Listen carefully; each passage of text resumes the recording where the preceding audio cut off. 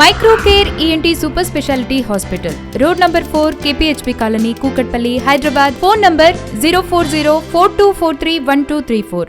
నోట్ల రద్దుతో తీవ్ర ఇబ్బందులు ఎదుర్కొన్న భారతీయులు ఆ తర్వాత పాత 500 రూపాయలు, 1000 రూపాయల స్థానంలో కొత్తగా 500 రూపాయలు, 2000 కరెన్సీ నోట్లను తీసుకొచ్చింది ఆర్బీఐ. సర్క్యులేషన్లోకి కొత్త నోట్లు వచ్చినా ప్రజలకు చిల్లర కష్టాలు తీరడం లేదు.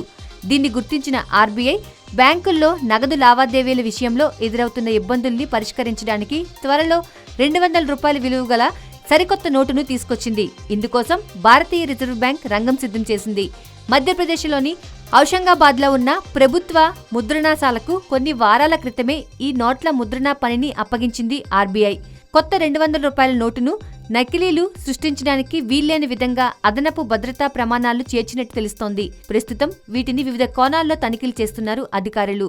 ఈ నోట్ను ఇదివరకే తీసుకురావాలని ఆర్బీఐ పాలక మండలి నిర్ణయించింది. 100 రూపాయలు, 500 రూపాయల మధ్య కొత్తగా 200 రూపాయల నోటు రావడం వల్ల రోజువారీ నగదు పనులు సులభమవుతాయని బ్యాంకుల అధికారులు అభిప్రాయపడుతున్నారు.